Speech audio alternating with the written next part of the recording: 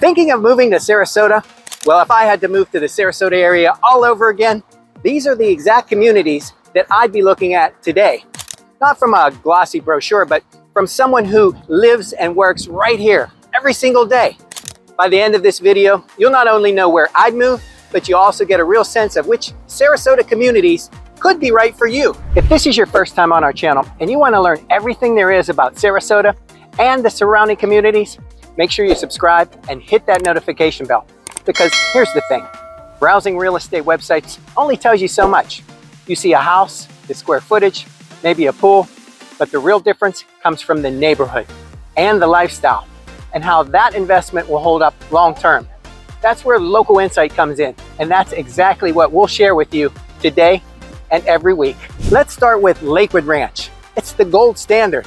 I call it the Disney World of Sarasota because everything seems so new and neatly manicured and just uniform.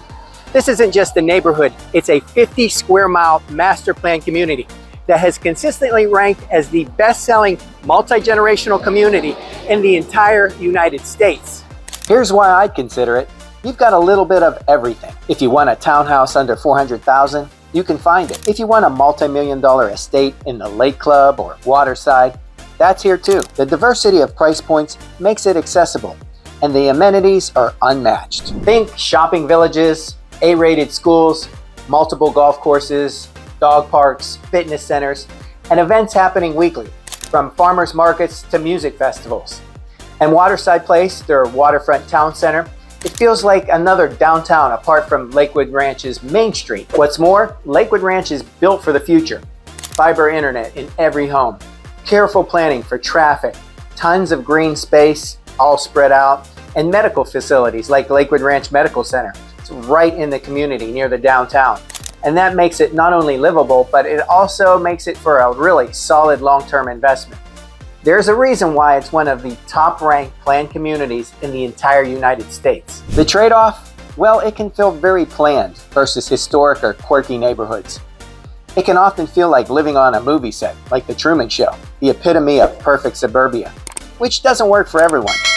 But with that consistency comes stable property values. And in the end, you're paying for it through the yearly CDD fees, and sometimes the prices in general can be higher than some of the surrounding areas. But if lifestyle, resale value, and convenience are your top priorities, this may be one to beat. Now, if I were focused on value and growth, I'd be looking hard at Parrish. Parrish is just northwest of Lakewood Ranch, and a lot of people still think of it as a sleepy, small, rural area. But here's the reality. It's exploding. Major builders like Neil, Homes by West Bay, DRB, Mattamy, and Pulte are putting in massive new communities here. Crosswind Ranch, North River Ranch, Sierra, and plenty more. Why Parrish? Two big reasons. You're going to get a lot more home for the money, and the area is set up for long-term transformation. Homes here are often $100,000 or even more, less than some comparable homes in Sarasota. And you'll find larger lots and newer construction. Schools are being built at a rapid pace. A brand new K through 8th grade school just opened this year, with more elementary and middle schools on the way. New public stores, shopping centers, and road expansions are coming in, especially along Moccasin Wallow and US 301. The Florida Department of Transportation is also widening I-75 access points, which will cut down on commute times. And it's geographically situated between the three major Job Corps cities of Tampa, St. Petersburg, and Sarasota. Yes, it's still in development, which means some areas may look like open fields today, but 5 years from now, Parrish may feel like just an extension of Lakewood Ranch. If I really wanted to maximize growth potential, this is where I'd look. Next, let's head south to Venice. If I were looking for that laid-back, small-town Florida lifestyle, Venice would be near the top of my list. I think downtown Venice is a gem. It's walkable, full of boutiques, restaurants, and historic charm. The beaches here are gorgeous and less crowded than Siesta Key.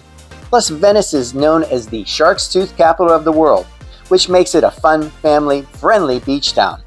In fact, it's the only Suncoast community where you'll find the downtown within blocks of the beach. And its tree-lined avenues, they remind me of Southern California of old. On the new side, you've got Welland Park. It's one of the fastest growing communities in the US, and this area alone is expected to have over 20,000 homes, plus shopping districts, schools, and Cool Today Park, which is the spring training home of the Atlanta Braves. Housing-wise, you can find everything from cozy two-bedroom villas and gated communities with low-maintenance living to luxury single-family homes with resort-style pools.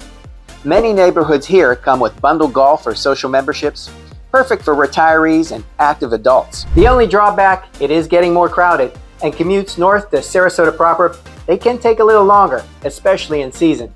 But if I valued coastal living, a true community vibe, and a slower pace of life, I'd take a hard look at Venice. Now, if I had to pick a spot that truly captures Sarasota's prestige and its location, I'd have to mention west of the trail. So this area runs along west of US 41, also locally known as Tamiami Trail, or simply the Trail, hence the name West of the Trail.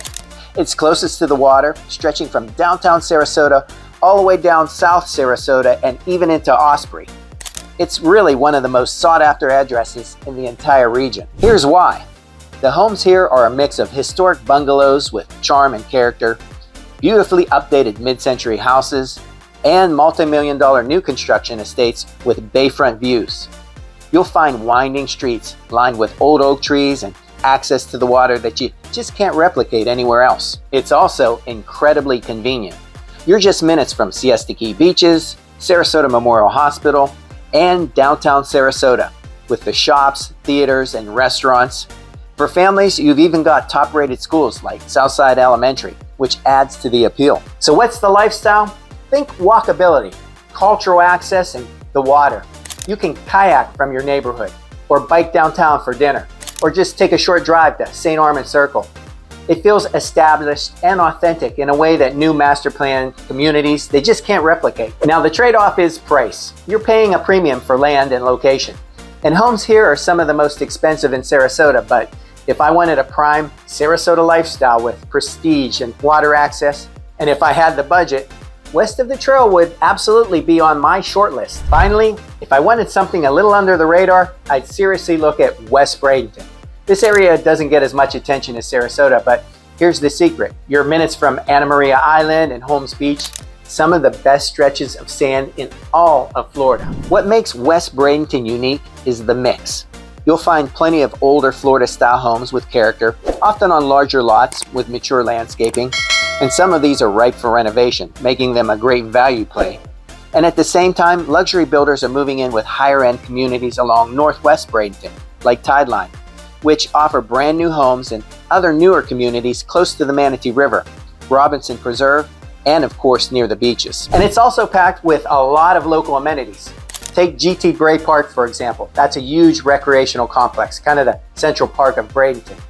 Then you've got a lot of local markets, restaurants, and a community that feels a lot less planned than Lakewood Ranch or Welland Park. And they've also got a game changer with that new mixed-use live shop and play neighborhood of Seaflower. That was previously undeveloped farmland, and it's real close to the beach, about 2 miles from the beach. And I just did a video about that a few weeks back, so check that one out. If I wanted a blend of coastal proximity, character homes, and surprising potential, West Bradenton would definitely make the list. So if I had to move to Sarasota all over again, here's where I'd look. Lakewood Ranch for the lifestyle and the long-term value. Parrish for the growth and affordability. Venice for that coastal charm and relaxed living. West of Trail, of course, for prestige and that unbeatable location. And West Bradenton, that would be my hidden gem. Now I want to hear from you. If you had to move to Sarasota today, where would you want to live? Drop your answer in the comments below. I'd love to see your pics. And if you're seriously considering making a move, schedule a free Zoom call so I can help you find a community that's perfect for you. There's no pressure, just plenty of local info and a quick chat. Grab that for free in the description below right here. And don't forget to hit like and subscribe so you don't miss out on a single thing. For living and buying in Sarasota, I'm Rob Rovnak. I'll see you on the next one. Bye for now.